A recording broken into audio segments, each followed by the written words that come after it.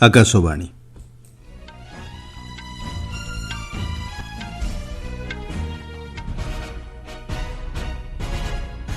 ସମ୍ବାଦ ପଢୁଛନ୍ତି ସତ୍ୟବ୍ରତ ବେହୁରା।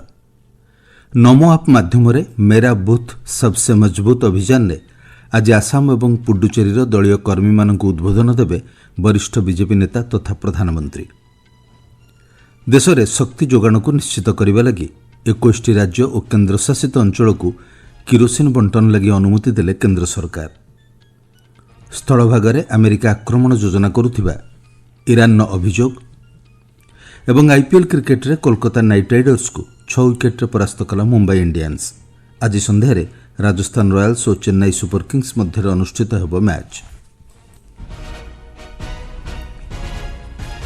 ପ୍ରଧାନମନ୍ତ୍ରୀ ଏବଂ ବରିଷ୍ଠ ବିଜେପି ନେତା ନରେନ୍ଦ୍ର ମୋଦି ଆଜି ନମୋ ଆପ୍ ମାଧ୍ୟମରେ ମେରା ବୁଥ୍ ସବସେ ମଜବୁତ ଅନ୍ତର୍ଗତ ଆସାମ ଏବଂ ପୁଡୁଚେରୀର ଦଳୀୟ କର୍ମୀମାନଙ୍କୁ ଉଦ୍ବୋଧନ ଦେବେ। ସାମାଜିକ ଗଣମାଧ୍ୟମ ପୋଷ୍ଟରେ ଶ୍ରୀ ମୋଦି କହିଛନ୍ତି, ଗତ ଦଶନ୍ଧିରେ ଆସାମରେ ବିଭିନ୍ନ କ୍ଷେତ୍ରରେ ବିକାଶମୂଳକ କାର୍ଯ୍ୟ କରାଯାଇଛି। ବିକାଶ କାର୍ଯ୍ୟ ଯୋଗୁଁ ଲୋକମାନେ ଡବଲ ଇଞ୍ଜିନ୍ ଏନ୍ଡିଏ ସରକାରଙ୍କୁ ଆଉ 5 ବର୍ଷ ପାଇଁ ନିର୍ବାଚିତ କରିବା ଲାଗି ପ୍ରସ୍ତୁତ ଅଛନ୍ତି ବୋଲି ସେ କହିଛନ୍ତି। ଅନ୍ୟ ଏକ ପୋଷ୍ଟରେ ଶ୍ରୀ ମୋଦି କହିଛନ୍ତି, ଡବଲ ଇଞ୍ଜିନ୍ ଏନ୍ଡିଏ ସରକାର ଗତ 5 ବର୍ଷ ମଧ୍ୟରେ ପୁଡୁଚେରୀର ଲୋକଙ୍କ ଆକାଂକ୍ଷା ପୂରଣ କରିବାରେ ସଫଳ ହୋଇଛି। ଦେଶରେ ଶକ୍ତି ଯୋଗାଣକୁ ନିଶ୍ଚିତ କରିବା ଲାଗି କେନ୍ଦ୍ର ସରକାର 21ଟି ରାଜ୍ୟ ଏବଂ କେନ୍ଦ୍ରଶାସିତ ଅଞ୍ଚଳକୁ ସାଧାରଣ ବଣ୍ଟନ ବ୍ୟବସ୍ଥାରେ କିରୋସିନ ବଣ୍ଟନ ଲାଗି ଅନୁମତି ପ୍ରଦାନ କରିଛନ୍ତି। ଏକ ବିଜ୍ଞପ୍ତି ଅନୁଯାୟୀ ପେଟ୍ରୋଲିୟମ ଏବଂ ପ୍ରାକୃତିକ ଗ୍ୟାସ୍ ମନ୍ତ୍ରଣାଳୟ କିରୋସିନ ମୁକ୍ତ ରାଜ୍ୟ ଏବଂ କେନ୍ଦ୍ରଶାସିତ ଅଞ୍ଚଳଗୁଡ଼ିକରେ ନିର୍ଦ୍ଦିଷ୍ଟ ପେଟ୍ରୋଲ ପମ୍ପଗୁଡ଼ିକରେ କିରୋସିନ ସଂରକ୍ଷଣ ଏବଂ ବଣ୍ଟନ ପାଇଁ ଅନୁମତି ଦେଇଛନ୍ତି। ପ୍ରତି ଜିଲ୍ଲାରେ 2ଟି ପେଟ୍ରୋଲ ପମ୍ପରେ 5000 ଲିଟର ପର୍ଯ୍ୟନ୍ତ କିରୋସିନ ଗଚ୍ଛିତ ରଖିବା ଲାଗି ଅନୁମତି ଦିଆଯାଇଛି। ଏହି ବ୍ୟବସ୍ଥା କେବଳ ଘରୋଇ ବ୍ୟବହାର ପାଇଁ ଉଦ୍ଦିଷ୍ଟ କିରୋସିନ ପାଇଁ ପ୍ରଯୁଜ୍ୟ ହେବ। ଏହା ଦିଲ୍ଲୀ, ଉତ୍ତରପ୍ରଦେଶ, ଗୁଜରାଟ ଏବଂ ରାଜସ୍ଥାନ ସମେତ 21ଟି ରାଜ୍ୟ ଏବଂ କେନ୍ଦ୍ରଶାସିତ ଅଞ୍ଚଳଗୁଡ଼ିକରେ କାର୍ଯ୍ୟକାରୀ ହେବ। ଏହି ପ୍ରକ୍ରିୟା 60 ଦିନ ପାଇଁ କିମ୍ବା ପରବର୍ତ୍ତୀ ନିର୍ଦ୍ଦେଶ ପର୍ଯ୍ୟନ୍ତ ବଳବତ୍ତର ରହିବ। ଲୋକସଭାରେ ଆଜି ଇନସଲଭେନ୍ସି ଏବଂ ଦେବାଳିଆ କୋଡ୍ ସଂଶୋଧନ ବିଲ୍ 2025 ଉପରେ ଆଲୋଚନା ହେବ। ଏଥିରେ କମ୍ପାନୀ ଏବଂ ବ୍ୟକ୍ତିବିଶେଷଙ୍କ ମଧ୍ୟରେ ପ୍ରକ୍ରିୟାଗତ ବିଳମ୍ବ ଏବଂ ସମ୍ପର୍କିତ ସମସ୍ୟାଗୁଡ଼ିକୁ ସମାଧାନ କରିବା ନେଇ ସଂଶୋଧନ କରାଯାଇଛି। ଲୋକସଭାରେ ମଧ୍ୟ ଆଜି ମାଓବାଦରୁ ଦେଶକୁ ମୁକ୍ତ କରିବା ପାଇଁ ଚାଲିଥିବା ପ୍ରୟାସ ଉପରେ ଆଲୋଚନା ହେବାର କାର୍ଯ୍ୟକ୍ରମ ରହିଛି। ରାଜ୍ୟସଭାରେ ଆଜି କେନ୍ଦ୍ରୀୟ ସଶସ୍ତ୍ର ପୋଲିସ ବାହିନୀ ବିଧେୟକ 2026 ଆଲୋଚନା ଏବଂ ମଞ୍ଜୁରୀ ପାଇଁ ଉପସ୍ଥାପନ କରାଯିବ। ବିଧେୟକରେ ଇନ୍ସପେକ୍ଟର ଜେନେରାଲ ପଦରେ ମୋଟ ପଦବୀର 50%, ଅତିରିକ୍ତ ନିର୍ଦ୍ଦେଶକ ପଦରେ ସର୍ବନିମ୍ନ 67% ଏବଂ ଅତିରିକ୍ତ ମହାନିର୍ଦ୍ଦେଶକ ଏବଂ ମହାନିର୍ଦ୍ଦେଶକ ପଦରେ ସମସ୍ତ ପଦବୀ ଭାରତୀୟ ପୋଲିସ ସେବା ଆଇପିଏସ୍ ଅଧିକାରୀମାନଙ୍କ ଦ୍ୱାରା ଡେପୁଟେସନରେ ପୂରଣ କରାଯିବା ବ୍ୟବସ୍ଥା ରହିଛି।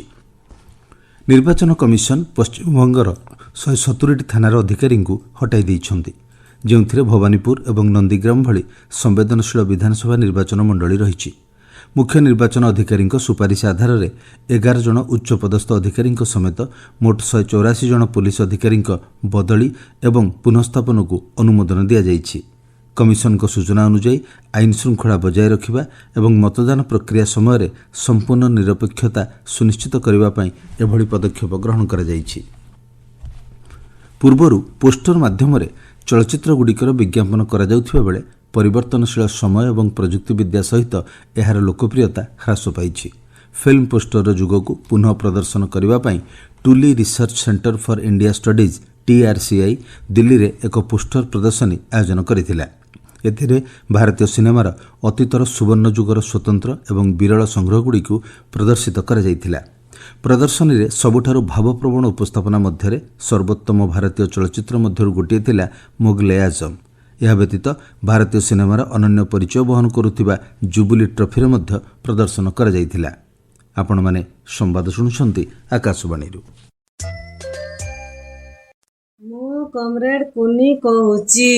ମୁଁ ଆଉ ରନି 2 ଜଣ ପୁଲିସ ପାଖକୁ ଆସି ସିଲେଣ୍ଡର କରିଛୁ।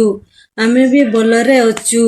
ଏଇଠି ନିତୁ ଦାଦା ସହ ବି ସମସ୍ତେ ଭଲରେ ଅଛନ୍ତି। କମ୍ରେଡ ମାଙ୍ଗୁ, ତୁମ ଅପେକ୍ଷାରେ ମୁଁ ଅଛି। ମା ବାପା ସହିତ ବି କଥା ହେଇଛି, ସେମାନେ ବି ଭଲରେ ଅଛନ୍ତି।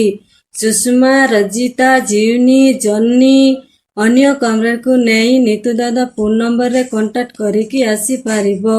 ମାର୍ଚ୍ଚ 31 ସୁଦ୍ଧା ସିଲେଣ୍ଡର କଲେ पुलिस तुम सिलेंडर को ग्रहण करिब पर सिलेंडर करले पुलिस तुम सिलेंडर को ग्रहण करिब नाही। नीतू दादार फोन नंबर 7815070531।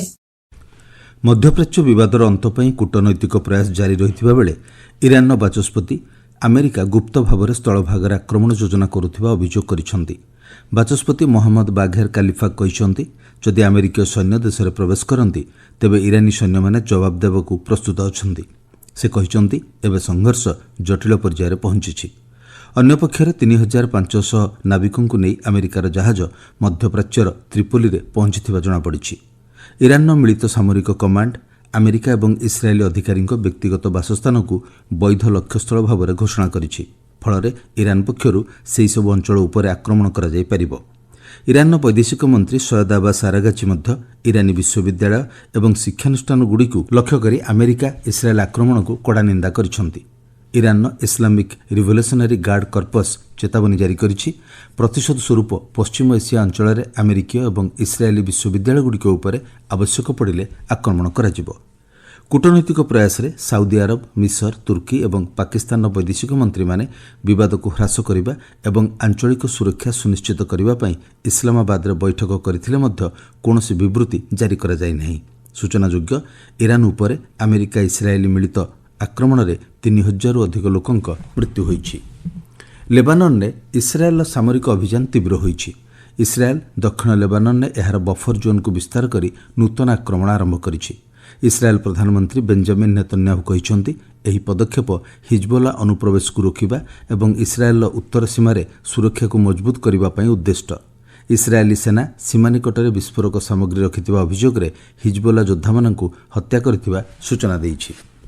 ଆଫଗାନିସ୍ତାନରେ ପାକିସ୍ତାନ ସେନା ପକ୍ଷରୁ କୁନାର ପ୍ରଦେଶରେ ଆକ୍ରମଣରେ ଜଣେ ପ୍ରାଣ ହରାଇଥିବା ବେଳେ 16 ଜଣ ଆହତ ହୋଇଛନ୍ତି। ସୂଚନା ଅନୁଯାୟୀ ଗତକାଲି ପାକିସ୍ତାନ ସେନା ଦ୍ୱାରା ସାଧାରଣ ଲୋକଙ୍କ ଘର ଉପରେ ଆକ୍ରମଣ କରାଯାଇଥିଲା। ଆଫଗାନିସ୍ତାନ ଏବଂ ପାକିସ୍ତାନ ମଧ୍ୟରେ ଚାଲିଥିବା ସୀମାପାର ସଂଘର୍ଷ ଏବଂ ବିମାନ ଆକ୍ରମଣ ମଧ୍ୟରେ ଏହି ସଦ୍ୟତମ ଘଟଣା ଘଟିଛି। ସୁଦାନର କୋଡୋଫାନ ପ୍ରଦେଶରେ 5 ଜଣ ଶିଶୁ ଏବଂ 2 ଜଣ ମହିଳାଙ୍କ ସମେତ 14 ଜଣଙ୍କ ମୃତ୍ୟୁ ଘଟିଛି। ସୁଦାନ ଡକ୍ଟର୍ସ ନେଟୱାର୍କ କହିଛି, ଅର୍ଦ୍ଧସାମରିକ ବାହିନୀ, ରାପିଡ୍ ସପୋର୍ଟ ଫୋର୍ସ ଏବଂ ସହଯୋଗୀ ବିଦ୍ରୋହୀମାନେ ଏହି ଆକ୍ରମଣ କରିଛନ୍ତି, ଯେଉଁଥିରେ 7 ଜଣ ଶିଶୁ ସମେତ ଅନ୍ୟ 23 ଜଣ ଆହତ ହୋଇଛନ୍ତି। ପାକିସ୍ତାନରେ ଖାଇବର ପଖ୍ତୁଆ ଏବଂ ପଞ୍ଜାବ ପ୍ରଦେଶରେ ପ୍ରବଳ ବର୍ଷାରେ 9 ଜଣଙ୍କ ମୃତ୍ୟୁ ହୋଇଛି। ବର୍ଷା ଯୋଗୁଁ ସମ୍ପୃକ୍ତ ଅଞ୍ଚଳରେ ଏକ କୋଠା ଭୁଶୁଡ଼ି ପଡ଼ିବାରୁ 6 ଜଣଙ୍କର ମୃତ୍ୟୁ ହୋଇଥିବା ବେଳେ 30ରୁ ଅଧିକ ଆହତ ହୋଇଛନ୍ତି। ଲାହୋରରେ ଛାତ ଭୁଶୁଡ଼ି ପଡ଼ିବାରୁ 2 ଜଣଙ୍କର ମୃତ୍ୟୁ ଘଟିଛି। ଆଗାମୀ ଦିନରେ ଅଧିକ ବର୍ଷା, ପବନ ଏବଂ ସମ୍ଭାବ୍ୟ ବନ୍ୟା ନେଇ ସତର୍କ ସୂଚନା ଜାରି କରାଯାଇଛି। ଖେଳ ଖବର। ଆଇପିଏଲ୍ କ୍ରିକେଟରେ ଗତକାଲି ରାତିରେ ମୁମ୍ବାଇର ୱାଙ୍ଗଖେଡେ ଷ୍ଟାଡିୟମରେ ଅନୁଷ୍ଠିତ ଦ୍ୱିତୀୟ ମ୍ୟାଚ୍ରେ ମୁମ୍ବାଇ ଇଣ୍ଡିଆନ୍ସ 6 ୱିକେଟ୍ରେ କୋଲକାତା ନାଇଟ୍ ରାଇଡର୍ସକୁ ପରାସ୍ତ କରିଛି। ପ୍ରଥମେ ବ୍ୟାଟିଂ କରି କୋଲକାତା ନାଇଟ୍ ରାଇଡର୍ସ 4 ୱିକେଟ୍ରେ 220 ରନ୍ ସ୍କୋର କରିଥିଲା। ଜବାବରେ ମୁମ୍ବାଇ ଇଣ୍ଡିଆନ୍ସ 19 ଓଭର 1 ବଲ୍ରେ 4 ୱିକେଟ୍ ବିନିମୟରେ ବିଜୟ ଲକ୍ଷ୍ୟ ହାସଲ କରିଥିଲା। ଆଜି ସନ୍ଧ୍ୟା 7:30ରେ ଗୌହାଟୀର ବର୍ଷାପାରା କ୍ରିକେଟ ଷ୍ଟାଡିୟମରେ ରାଜସ୍ଥାନ ରୟାଲ୍ସ ଏବଂ ଚେନ୍ନାଇ ସୁପର କିଙ୍ଗସ୍ ମଧ୍ୟରେ ମ୍ୟାଚ୍ ଅନୁଷ୍ଠିତ ହେବ। ଛତିଶଗଡ଼ରେ ଚାଲିଥିବା ପ୍ରଥମ ଖେଲୋ ଇଣ୍ଡିଆ ଜନଜାତି କ୍ରୀଡ଼ାର 5ମ ଦିନରେ ଝାଡ଼ଖଣ୍ଡ ଏବଂ ହିମାଚଳ ପ୍ରଦେଶର କୁସ୍ତି ଯୋଦ୍ଧାମାନେ 2ଟି ଲେଖାଏଁ ସ୍ୱର୍ଣ୍ଣପଦକ ହାସଲ କରିଛନ୍ତି। ମିଜୋରାମର ଭାରୋତ୍ତୋଳନକାରୀମାନେ 2ଟି ସ୍ୱର୍ଣ୍ଣ, ଜମ୍ମୁ ଏବଂ କାଶ୍ମୀର କୁସ୍ତିରେ 1ଟିଏ ସ୍ୱର୍ଣ୍ଣ ଏବଂ 1ଟିଏ ରୌପ୍ୟ ହାସଲ କରିଛନ୍ତି। ଭାରୋତ୍ତୋଳନରେ 86 କିଲୋଗ୍ରାମ ବର୍ଗରେ ମହାରାଷ୍ଟ୍ରର ସାକ୍ଷୀ ବୁର୍କୁଲେ ଏବଂ ମିଜୋରାମର ଜୋଆଙ୍ଗ ଜୁଆଲି ସ୍ୱର୍ଣ୍ଣପଦକ ହାସଲ କରିଛନ୍ତି। ପୁରୁଷ ବିଭାଗର 110 କିଲୋଗ୍ରାମ ବର୍ଗରେ ଅରୁଣାଚଳ ପ୍ରଦେଶର ସାମ୍ବୋ ଲାପୁଙ୍ଗ ଏବଂ ମିଜୋରାମର ଡେଭିଡ୍ ସ୍ୱର୍ଣ୍ଣପଦକ ହାସଲ କରିଛନ୍ତି। କୁସ୍ତିରେ ଝାଡ଼ଖଣ୍ଡର ପୁନମ ଓରାନ ଓ ହିମାଚଳ ପ୍ରଦେଶର ପ୍ରିୟଙ୍କା ଚୌଧୁରୀ ସ୍ୱର୍ଣ୍ଣପଦକ ହାସଲ କରିଥିବା ବେଳେ ଜମ୍ମୁ ଏବଂ କାଶ୍ମୀରର ମୁନିର ହୁସେନ ଏବଂ ମହାରାଷ୍ଟ୍ରର ବିନୋଦ ସରକାର ପୁରୁଷ ଫ୍ରିଷ୍ଟାଇଲ୍ରେ ସ୍ୱର୍ଣ୍ଣପଦକ ଜିତିଛନ୍ତି। ଆଜି ଷଷ୍ଠ ଦିନରେ ରାୟପୁରରେ ତୀରନ୍ଦାଜୀ, ହକି ଏବଂ ଫୁଟବଲ ମ୍ୟାଚ୍ ଅନୁଷ୍ଠିତ ହେବ। ଭାରତର ପାରାଅଲିମ୍ପିକ୍ସ ଚମ୍ପିୟନ ପ୍ରମୋଦ ଭଗତ ଟୋଲେଡୋରେ ଅନୁଷ୍ଠିତ ସ୍ପାନିଶ ପାରା ବ୍ୟାଡମିଣ୍ଟନ ଇଣ୍ଟରନ୍ୟାସନାଲ 2026 ଲେବୁଲ 1ରେ 1ଟିଏ ସ୍ୱର୍ଣ୍ଣ ଏବଂ 2ଟି ରୌପ୍ୟ ପଦକ ଜିତିଛନ୍ତି। ବକ୍ସିଂରେ ଆଜି ଭାରତୀୟ କ୍ରୀଡ଼ାବିତ୍ମାନେ ମଙ୍ଗୋଲିଆର ଉଲାନ ବାଟାରରେ ଏସୀୟ ଚାମ୍ପିୟନସିପ୍ରେ ସେମାନଙ୍କର ଅଭିଯାନ ଆରମ୍ଭ କରିବେ। ମୁଖ୍ୟ ସମ୍ବାଦ ପୁଣି ଥରେ। ନମୋ ଆପ୍ ମାଧ୍ୟମରେ ମେରା ବୁଥ୍ ସବସେ ମଜବୁତ ଅଭିଯାନରେ ଆଜି ଆସାମ ଏବଂ ପୁଡୁଚେରୀର ଦଳୀୟ କର୍ମୀମାନଙ୍କୁ ଉଦ୍ବୋଧନ ଦେବେ ବରିଷ୍ଠ ବିଜେପି ନେତା ତଥା ପ୍ରଧାନମନ୍ତ୍ରୀ। ଦେଶରେ ଶକ୍ତି ଯୋଗାଣକୁ ନିଶ୍ଚିତ କରିବା ଲାଗି 21ଟି ରାଜ୍ୟ ଓ କେନ୍ଦ୍ରଶାସିତ ଅଞ୍ଚଳକୁ କିରୋସିନ ବଣ୍ଟନ ଲାଗି ଅନୁମତି ଦେଲେ କେନ୍ଦ୍ର ସରକାର। ସ୍ଥଳଭାଗରେ ଆମେରିକା ଆକ୍ରମଣ ଯୋଜନା କରୁଥିବା ଇରାନର ଅଭିଯୋଗ ଏବଂ ଆଇପିଏଲ୍ କ୍ରିକେଟରେ କୋଲକାତା ନାଇଟ୍ ରାଇଡର୍ସକୁ 6 ୱିକେଟ୍ରେ ପରାସ୍ତ କଲା ମୁମ୍ବାଇ ଇଣ୍ଡିଆନ୍ସ। ଆଜି ସନ୍ଧ୍ୟାରେ ରାଜସ୍ଥାନ ରୟାଲ୍ସ ଓ ଚେନ୍ନାଇ ସୁପର କିଙ୍ଗସ୍ ମଧ୍ୟରେ ଅନୁଷ୍ଠିତ ହେବ ମ୍ୟାଚ୍। ସମ୍ବାଦ ଶେଷ ହେଲା।